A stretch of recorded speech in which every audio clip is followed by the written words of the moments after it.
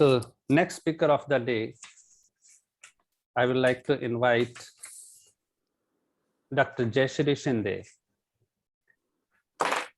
Dr. Jayashree Shinde is presently head Department of Education Technology, Director, Teaching Learning Center of the under Padma Malviya National Mission of Teaching Learning. Presently, Dr. Shinde is at SNDT Women University, Mumbai.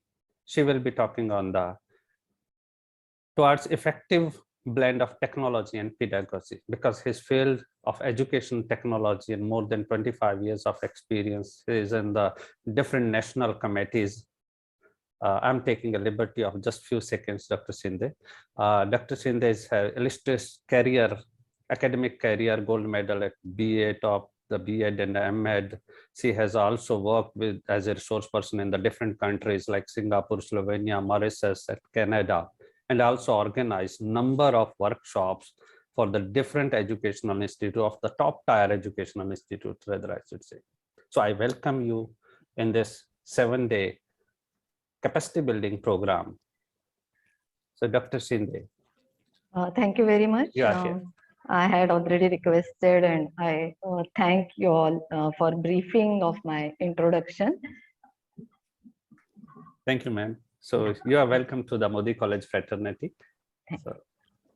So honorable Vice Chancellor, Professor Arvind, respected Professor Kothari ji, Dr. Khushvinder Kumar, Dr. Sharma, Dr. Sanjay Kumar, all other friends. I first congratulate the organization for such a comprehensive CDP. And there are so many other sessions on blended learning, e-learning, MOOCs, flip learning in the coming program. So I will be just briefing, and I will keep this as keynote, and I will not try to bombard any theoretical concepts or how to do it. And I know that this is lunch time, but my request would be to be with me only for 20 minutes or so, and then have lunch. Because my session is not about hearing, but it's more about viewing the things. So the humble request just to be with me for 20 minutes. Let me share my presentation.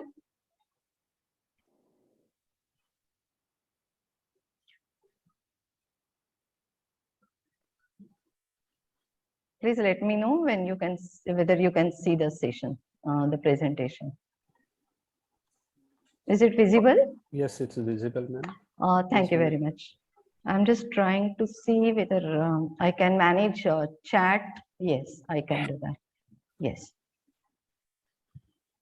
So I will be keeping my chat open for a while. So it's not out.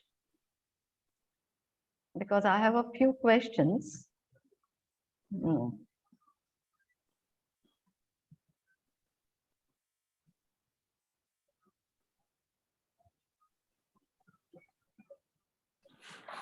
I think, no, it will be a bit difficult. So what I would do, I would request organizers to just provide me answers to a few questions.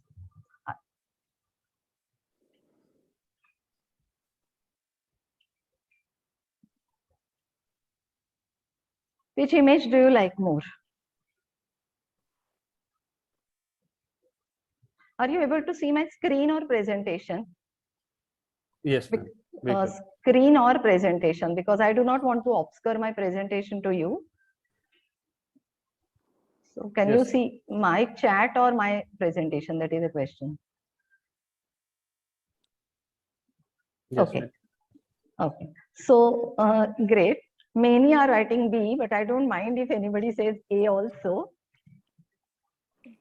My next images are these two, rainbow and colors. So again, I would request answers, both. No, I'm not asking about background. I'm asking about only A and B images. And yes, again, you have a choice because no answer is wrong. But many are saying B. Some are saying A also, but certainly B is the majority. Now my third slide. Which two images, which of these images do you like more? While making this presentation, I remembered of the specs shop. They go on changing lenses and they ask, इससे ज़्यादा अच्छा दिखता है या इससे ज़्यादा अच्छा दिखता है? So now between these two, again the majority is B. But of course, A and some are writing both A and B. So we will go by just majority B. So we all feel that blend is beautiful.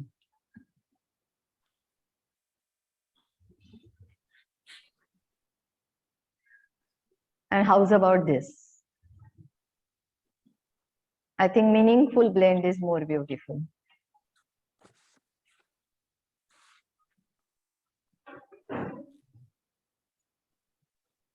So can my class be so beautiful? Do we ever think about aesthetics of my class, my teaching, learning, my class, my organization of my class, furniture, sitting arrangement, my students, our interactions with students, online and offline both. And then we will try to see what kind of blend are we looking for. And my presentation is mainly about the UGC concept note. Of course, I will not be talking much about it because it's not officially announced yet. But the background is again UGC concept note of blended learning, and whether really the concept note says 40% online and 60% offline. What does it actually say? That we need to see.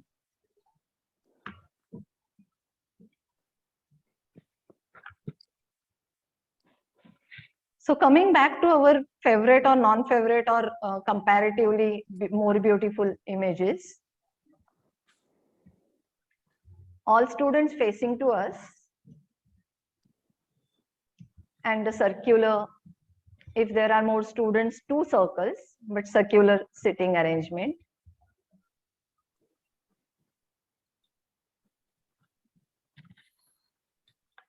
Now I'm not asking A or B.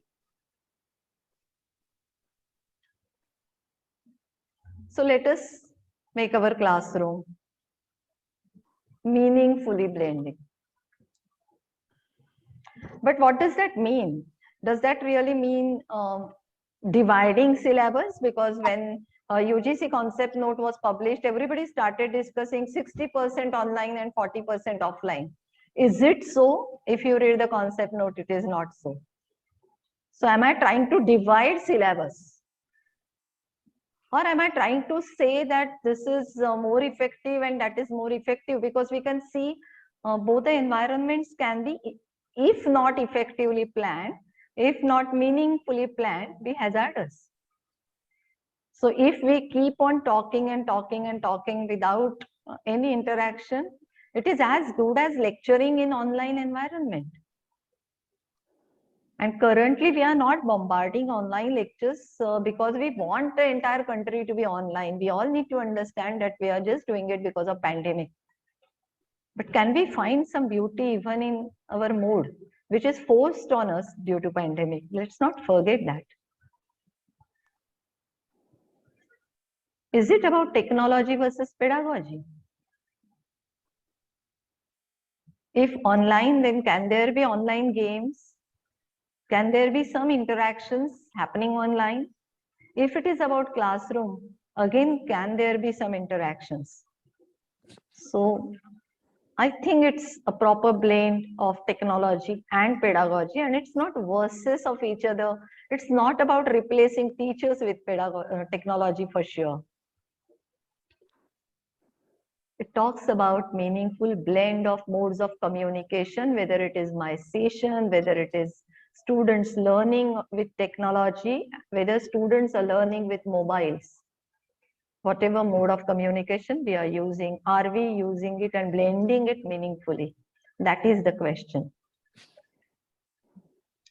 It's about meaningful blend of teaching learning experiences, whether it is AR and VR, whether it is doing some projects, whether it is learning and having hands-on in the class, whatever teaching learning experiences we are planning, it's about meaningful blend of that. Concept note talks about meaningful blend of online and offline experiences, ICT based experiences along with teaching in the classroom.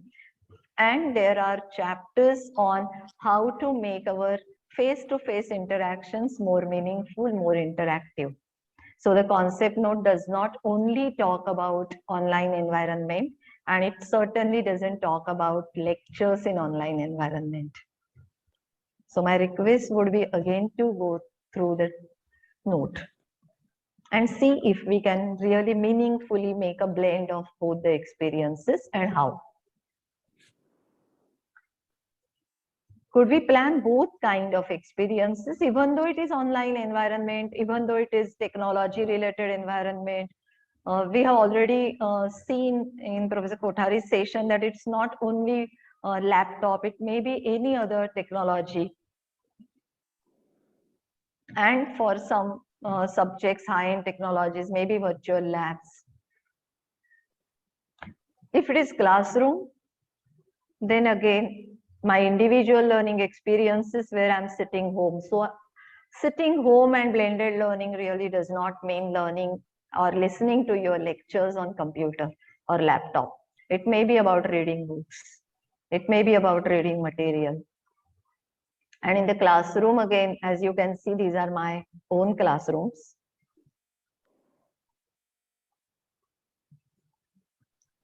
So even in the classrooms, group formation, because if we write like this image instead of straight lines, then why not our classroom be like that? Why can't we use various cooperative learning strategies? So these are group formations for cooperative learning strategies. If it is online, why lectures? Why can't my lectures be interactive with some questions? There are so many free tools to add questions in my lecture videos, and those tools are not very difficult to use. If we explore, we can easily use these tools. Lab experiments, some collaborative tools or walls such as Padlet and Jamboard and Concept Board, which are again free.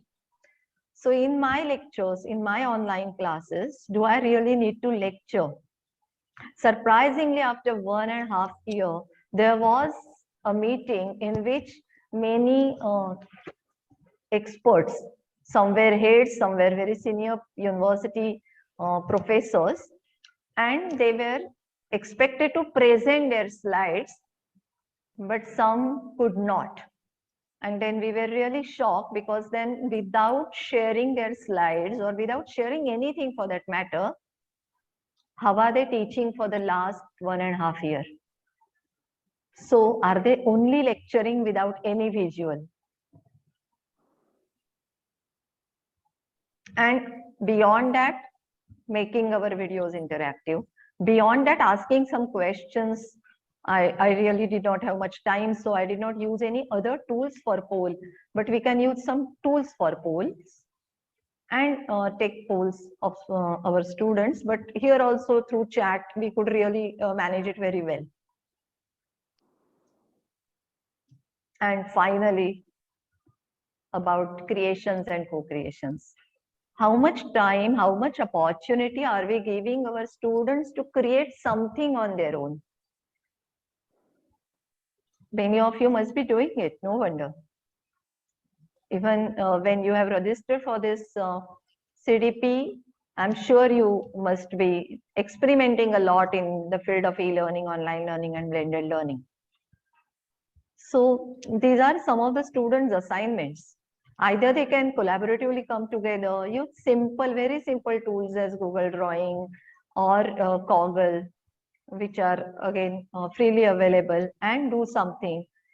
If they do not have all these technologies or laptops available, then they can record some videos on their own on mobile instead of the way they present in the classroom. So even if we have a challenge of pandemic, and even if we have a challenge of online learning, can we really make our students participate collaboratively in our activities?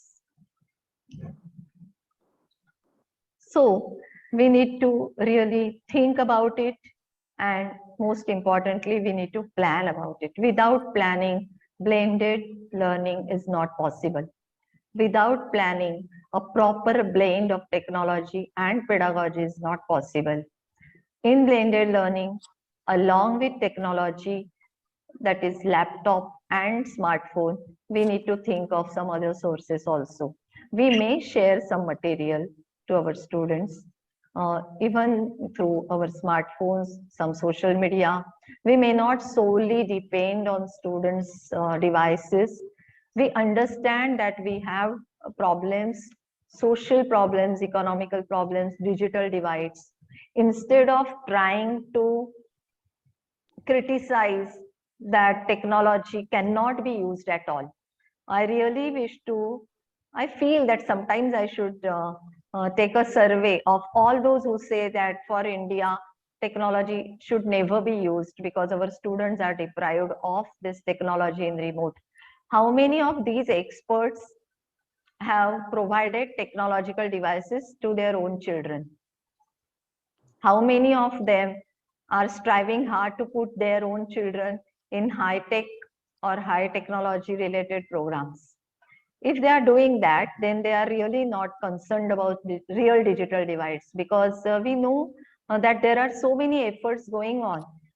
A very small ZP school teacher near Pune has approached NGOs to get some smartphones for overcoming problem of pandemic, and she has made some setups where 4 children in remote areas, and not only remote areas, these efforts are happening in tribals. These efforts are happening with tribes which are moving from one place to the other place. So construction sites, their children, NGOs are providing some devices and trying to teach them. And these efforts without technology would not have been possible in pandemic, because you cannot go to the site and teach children. But can you provide them 3-4 smartphones and arrange special classes for them?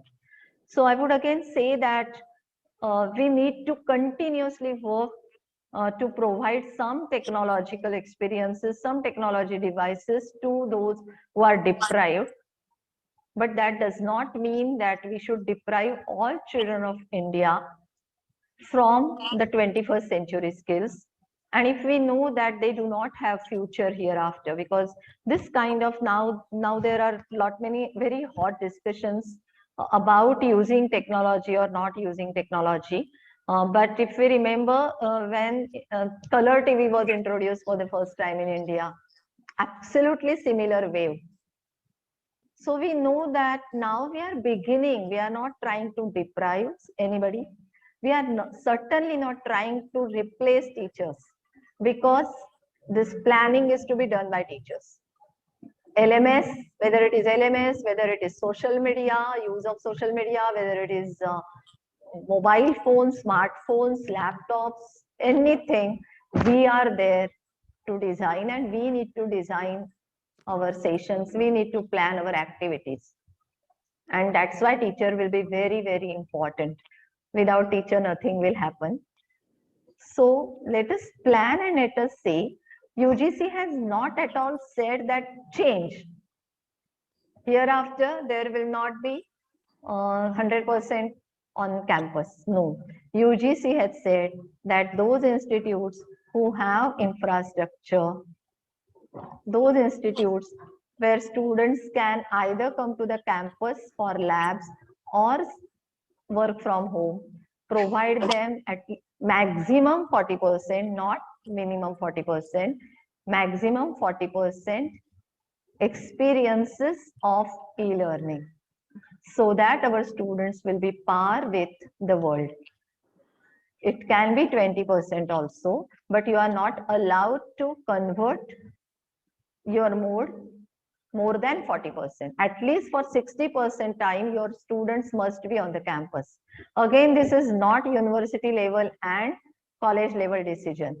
One single teacher of one institute also can try blended learning. This is for trying blended learning if you really want and if your students have infrastructure or if your institutions have infrastructure. There is no mandatory note and there is not going to be mandatory note that all universities and colleges should convert their mode to 40/60. So I think if I have helped remove or reduce some misconceptions about blended learning, then I would really appreciate that. And again, I would request all of you to go through the entire note from this point of view. As promised, I'm stopping my session so that you can have lunch and we can have some question answers for a while.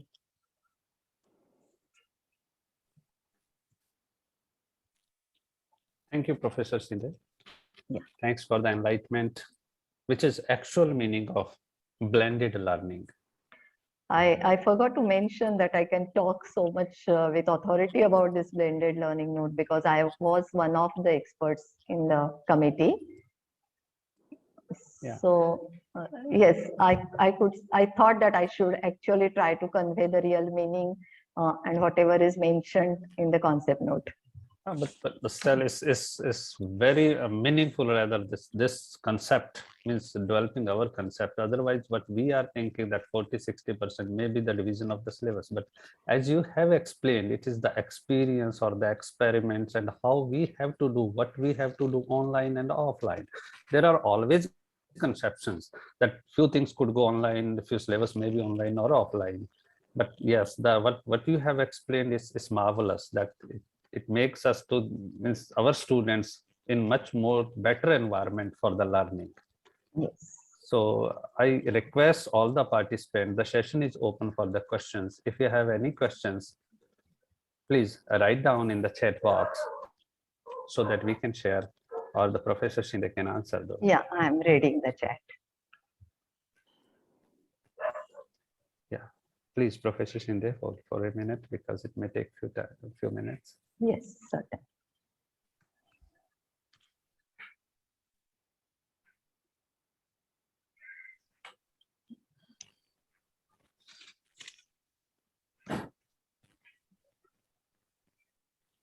I'm again requesting all the participants, please write down your questions in the chat.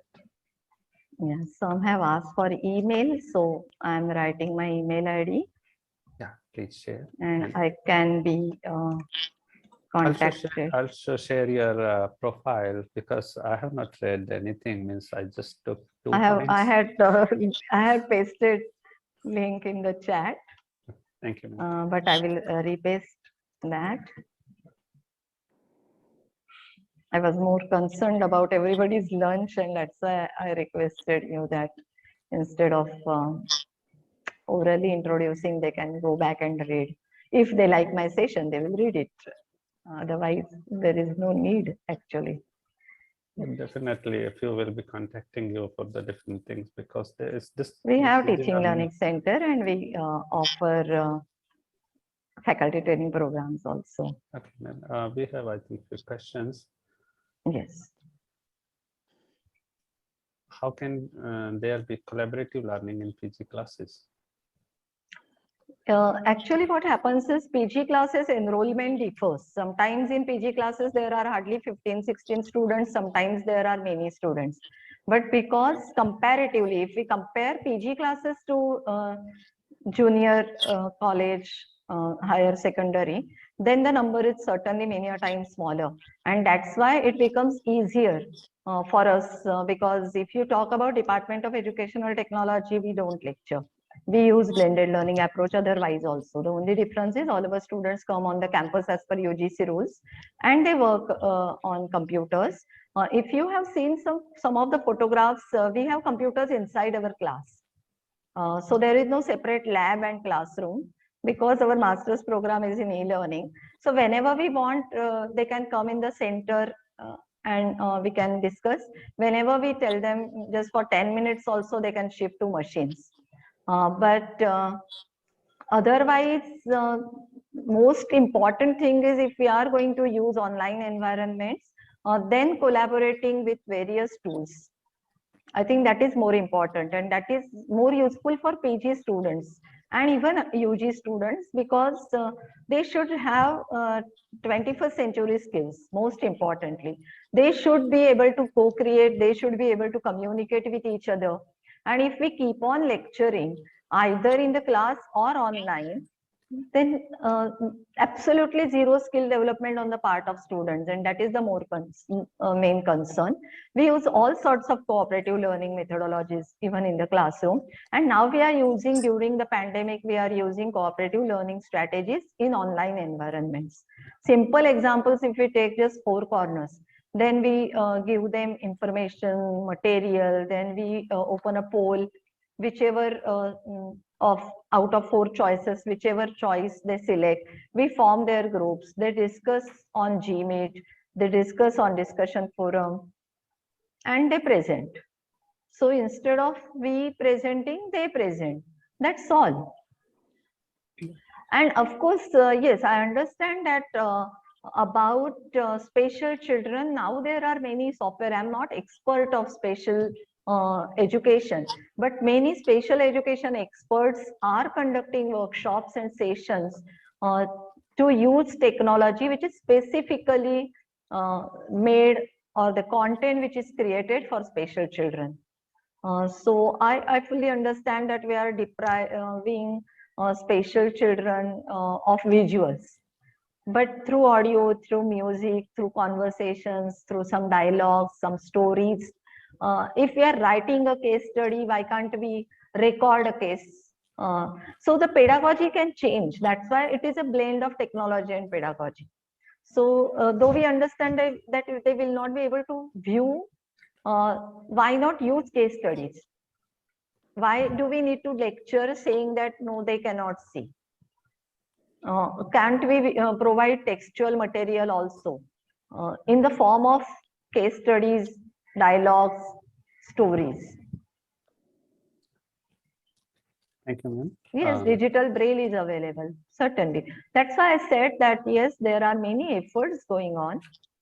The effort should be only to reduce teacher talk. That should be, I think, our concern. Yes, and your answer is also in the line with the Professor Kothari's, that when student is doing himself or herself presentation, they will be learning more, like 83% size, as Professor Kothari said, and retaining power is, if they are saying and doing, is almost highest, that is 90%.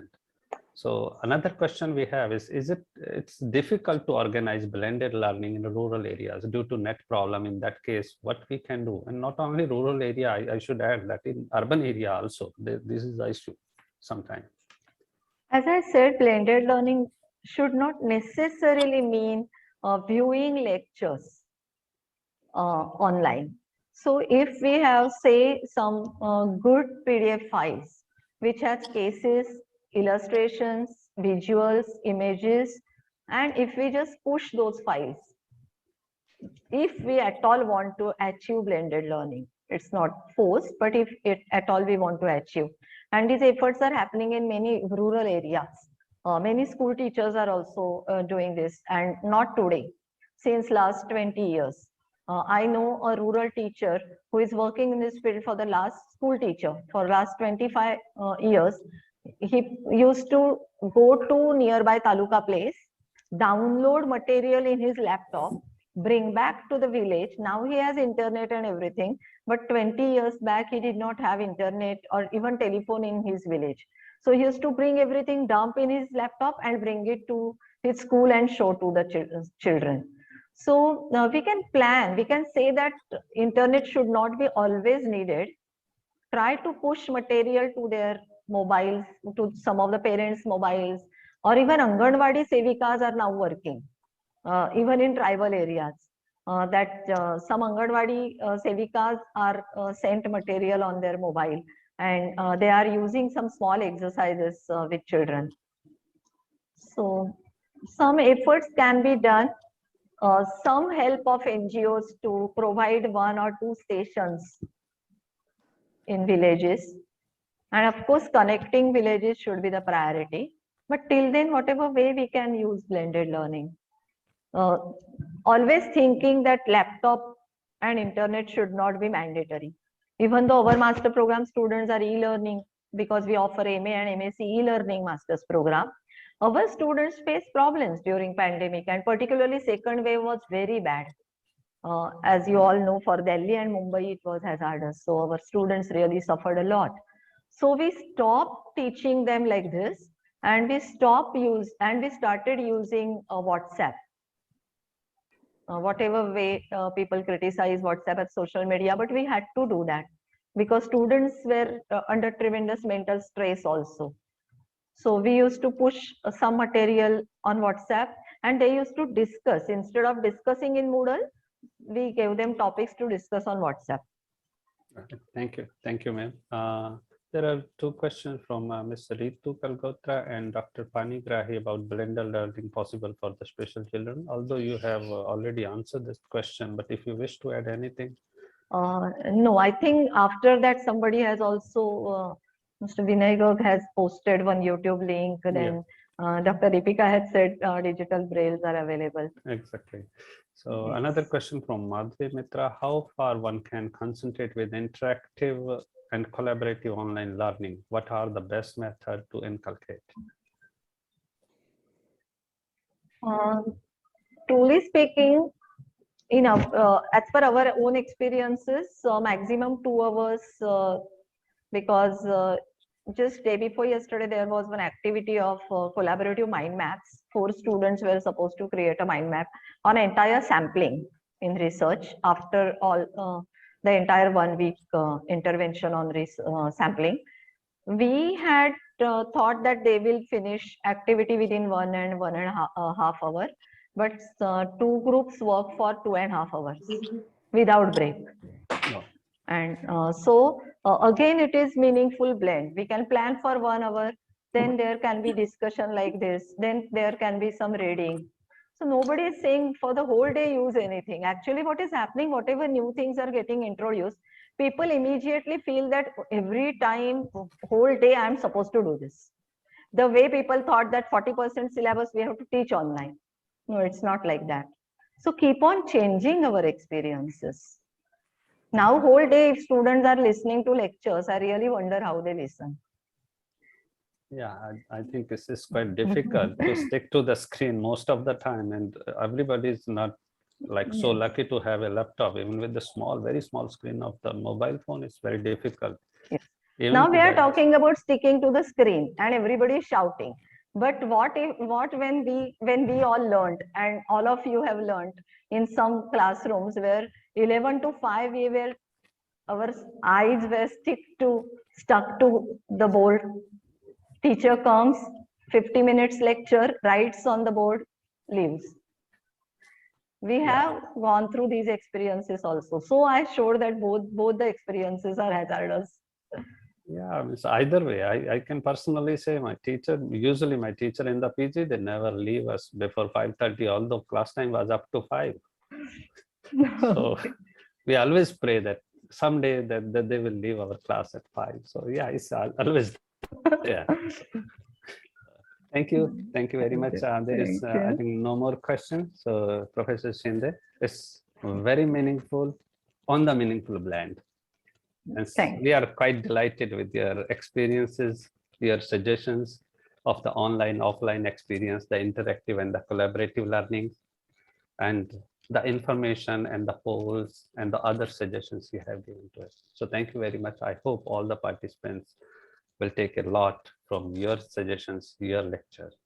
Dr. Sanjay, kindly allow me just 1 minute. Yeah, please, sir. I wish to express gratitude, especially for Dr. Shinde, because even our faculty, or I have met many teachers who were struggling to exactly conceptualize and define this concept of 40%. of the UGC circular. You have very rightly and very beautifully not only defined, rather gave the examples also. So I hope this is the wonderful, I think, learning which the teachers will be taking up from this, particularly before starting or jumping to that 40% concept of 40% without knowing the nuances or the details of that. Thank you very much, Dr. Shinde. Thank you, Over sir. to Dr. Sanjay. Yeah, thank you, sir. Thank you very much. And I again thank Professor Shinde for sparing his valuable time for this capacity building program.